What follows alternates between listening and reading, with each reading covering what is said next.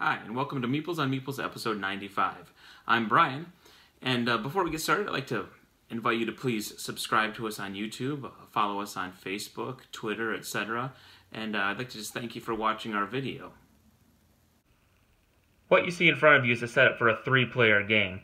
You set up 3 boards that represent the 3 different shops that you can be grocery shopping for, because the goal is you're trying to buy the particular items you need to complete a menu for your restaurant. So there's the produce shop, the butcher shop, and the bakery.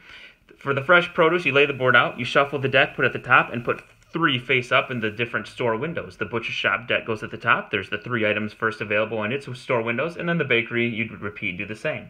Now there's another board called the supermarket that would go on the end over here if you're playing 4 or 5 players, and what that does is basically just takes 1 more fresh produce, 1 butcher, and 1 bakery to add 3 more cards, 1 of each type, out to play. Each player will choose a color, and they get 4 pawns of their color. You give the first player token to the first player. I believe the rules say it's whoever's been grocery shopping most recently. Each player starts with 6 tokens. You lay out 2 additional tokens in the community pool for each player. You deal out, you have a menu deck out. That should be face down. And then you deal out 3 menu cards that anybody can play off of. And then each player will have 2 secret menu cards in their hand. Once you have done this, you are ready to start the game. This game is essentially a worker placement game. Your workers are represented by your little hats here. So let's say I'm the red player and I'm player 1. I would go first, and I choose where I want to put my worker. Now there are 3 different things I can bid on. I can bid on owning a store. If I don't want to shop at a store, let's say I don't want any produce this round, I put my cap on top of the deck at the top of the store.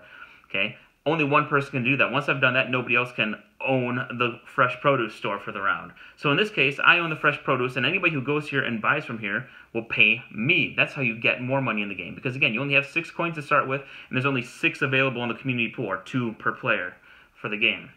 Okay, so I can go to own a store, but if I do that, I can't shop there. I can decide to buy an ingredient. If I want something from the butcher shop, for instance, I could put a worker on the center window. That doesn't mean I'm bidding on the center item, it just means I'm in line for that store when it opens. Or the third thing I can bid on is I can take a worker and I can put it on one of the coins. And that's just saying I want that employee to earn money and get me a coin for this round. But the way it works is you put 1 out at a time. So let's say I decide to bid, I need something to fulfill my menu. Because let's say this is my menu card this turn, and I need the salmon in the middle. So I go there. Then yellow is second player, so they get to go, and let's say they want to go for some fresh produce. Then blue decides he's not going to go for this because he wants to own the shop and make money. Then it comes back to me as player 1. Now it's my turn, maybe I want to own the bakery. Then yellow goes, and let's say they decide they want something at the butcher shop as well. If 2 people are in line for a store, they go down underneath me, and I'm first in line because I'm on top. Then I could have the yellow player go again. Actually, it looks like it'd be blue's turn. I don't know. Blue goes for a coin, but you get the idea. You're going to place the workers. Once everybody has all 4 of their workers placed, move on to the next step. The next phase is the purchasing phase. You start at the store on the end here, and you move your way down. So for fresh produce, you pay the number of coins equal to the number of people in line. The yellow player is the only one in line, so they'll pay 1 coin to the store, and then they pick whatever ingredient they want. They take their worker off because they've taken their action, as well as the item they're buying. This is complete. There's nobody here. If there was somebody who owned the store, they would get the coin. Nobody owns the store, so that's going to go back to the bank. Then we move on to the butcher shop. For the butcher shop, red player goes first. There's 2 people in line. Red player has to pay 2 coins. They take their pawn, and remember I said I wanted the salmon in the example I gave, so they take their salmon. Then the yellow player would get to go. Since they're the only person in line, they'll pay 1 coin, that would go to the top here, and they pick whatever it was they wanted. And now, if they had wanted the salmon as well, they could decide to not pay anything and not take anything. You can just take a worker off. But let's say they wanted the lobster, so they pay the 1, they take the lobster, they take their character off. Move to this store. Nobody purchased anything. I had bought and owned the store, but unfortunately I'm going to get nothing because nobody's buying from there. Then the last action is you go down here, and you see that, oh, blue, anybody who wanted money takes their pawn back and takes their coin. Next we have the cleanup phase. Cleanup phase is the people who own the stores take their money. You flip the cards face up to fill the store windows or restock the stores again.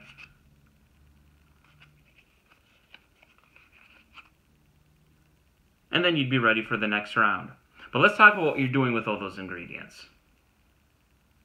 Each player has a player board that matches their color, as well as their 4 pawns, etc. Now, I told you what you do with the pawns and how gameplay works. But as you buy the items, you're going to be taking those items you bid on, and you're going to be adding them to your player board, or placing them in front of you. So, for instance, in the example that we just did, I purchased a salmon as a red. So I would take that salmon when I get it, and I put it underneath my player board in the butcher section. So you notice I've got the butcher items in the middle, the produce on the left, just like the board was laid out before, and the dessert menu would go on the right-hand side there. And then let's say I purchase a few more items, and I put my produce over here as the rounds go on.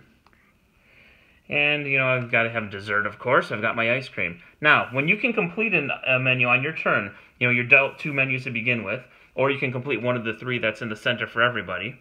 But if I could complete a menu, let's say I've got the salmon and the cream puffs here, I'll take the cream puffs, I'll take the salmon, I'll say I completed, and I complete this menu. It scores the number of stars that are at the top of the card. Basically, the more stars, the higher the quality of ingredients. Now, you'll notice that some cards are worth 2 items. I can use this for a pork or a lobster, but not both. And this is a 4-star pork, 2-star lobster. That's a pretty good card to get. They're not always the same. This cream puff is only worth 2 stars, so if there were 2 cream puffs out, I'd probably want to bid on the one that has the 3 stars, the one I bought instead, because it's going to get me more points in the end. So what you'll do is you'll complete a menu as soon as you are able to. Now let's say I couldn't get the salmon to complete my menu where I need salmon. Like just no salmons are coming up. But I'm seeing a lot of lobster popping up. You can do something called a power food. I can buy a lobster, and if I buy another lobster, I can combine them for a power food, and they can be any kind of a wild for that type of card. So since these are butcher cards, these are a wild butcher card. I can say I'm going to use both of these as my salmon. I don't know how thematic that is, but that's one way you can possibly make up for a card you're unable to find. The first player who completes 3 menus shows the rest of the table, and then you finish out that particular round, and then you score. So this would score me 6 points. It's 6 stars for this menu. And then I'd add up all the stars for my other 2 menus. Whoever has the most points wins the game. Alright, first up, let's talk likes and dislikes. For likes, the component quality is excellent. The boards are extremely thick if you look at that. They're very solid. They have a nice decoration on the back that's totally unnecessary, but the bakery, it says bakery on the back, etc. The card quality is of good quality. The plastic pawns are nice. They could have been little cardboard chits or any number of things. They're a little bit odd though, as I think they're just marker caps reused. I don't know if they're really chef hats per se, but that's what they're supposed to be. The starting player marker, awesome. I don't know why you need a miniature in this worker placement game. It doesn't really do anything besides sit there and look pretty. The cardboard coins are nice. Just all around, it's just really nice. Art style is fantastic. I can't say for sure they were going for this, but I think if you look at this, it definitely screams a certain Disney Pixar film, right? Ratatouille, that also involves food. And I think that art style is really fitting for this game. It's very pretty, it's colorful, it really pops. So as far as all of that goes, it's very nice. It fills the box completely. It fits in there in a nice, compact, and solid package. Gameplay-wise, it's kind of light.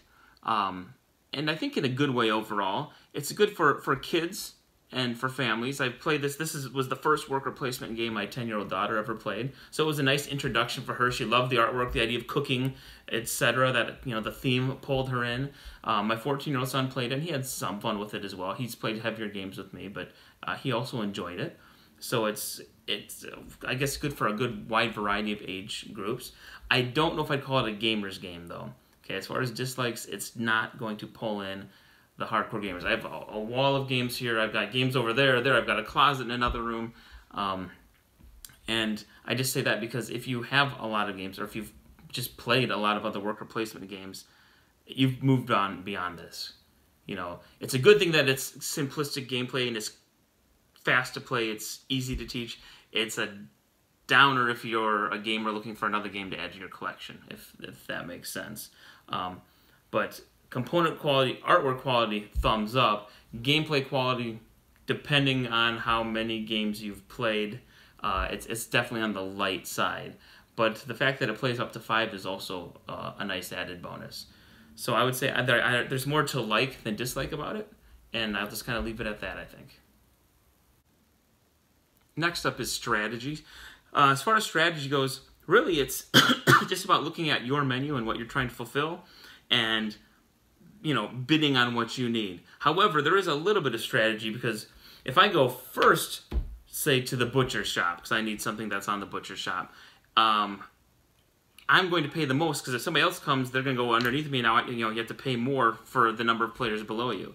So there's that strategy there. Watch what people are going for, and maybe with the number of pawns you have, if you don't necessarily need something there, or you have an extra pawn you don't know what to do with, it is oftentimes a good idea to put it underneath another player's color to bump them up and make them play more. So there is some interaction in the fact that if you go there first, you get first pick. So you want to go there quickly and get, especially if there's one particular ingredient that other people might be looking for or going after.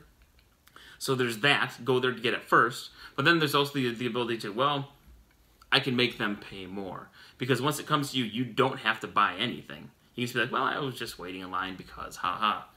So there's that. Also, a good strategy is, because I found there are many times when I had workers and I didn't need that many actions. So I would just, take a store. Now the downside is, excuse me, you have to take a store that you aren't planning on shopping at. So if I needed something, say some produce, I can't own that shop, because then I'd be paying myself, and you're not allowed to do that. That'd be a cheap move. But it is a good idea to quickly snatch up maybe a store that you're not going to be shopping at that round, so you can get it before somebody else does, and that's the only way really to get money back, is to get money from other players.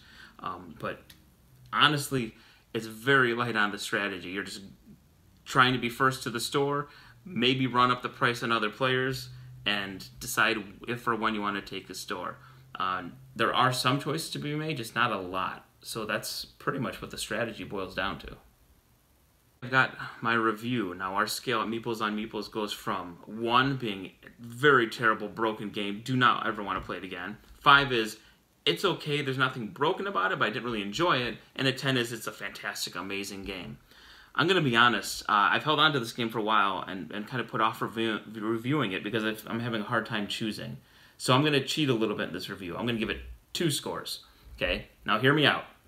The first score is if you're either new to the hobby or you're looking for something that's family friendly to play with kids. Okay, let's say you're not sure if you want to play these worker placement games, or you have no idea what that is. This might be a good introduction. It's colorful, it's beautiful. I mentioned earlier that great Ratatouille-esque artwork, and it's simple, very few rules. It plays quickly, so even if you don't like it, you won't be playing too long. This might be a good game for those people. If you have kids, this is a great introduction to that almost Euro-style game for them. The idea of spending money and trying to get money back, when to run the price up on other people, the worker placement. And like I said, my 10-year-old daughter I played it with, she really enjoyed it quite a bit. So for that score, I'm going to say that this is a 7. It is a good game. This game serves that purpose well. As an entry-level worker placement game, as an entry-level introduce the family or non-gamers to this style game, it is a 7. It's pretty solid, and I think it's going to go over pretty well. A nice low price point doesn't hurt, and that smaller box size also is nice to fit on a shelf easily for people who don't want to collect games that have these huge collections. So I'd say it's a solid choice for those people. It is a 7. Now the second score, for myself and my game group, I don't foresee this going over particularly well at all. Okay, I'm not saying it's bad. It's not broken, so I'm going to give it a 5. Okay. It's a decent game, and it's kind of, it's kind of fun. It plays quickly, but it doesn't do anything new. It doesn't offer a lot of choices, pretty low on the variety front. The things saving are, the rules all make sense. Like I said, there's nothing broken that doesn't work about it. It plays up to 5, which is nice. I personally am kind of between the two. I like it more than that. Don't let that 5 scare you away. I just think if you're a hardcore gamer, if you've played a lot of games of this ilk, you're going to be kind of disappointed. This isn't the game for you anyway. So a 7 for playing with children or non-gamers, or if you're new to the hobby. And if you've been around for a while, it's probably just going to be a 5. It's not doing anything particularly new or that exciting. Still a pretty good game, though.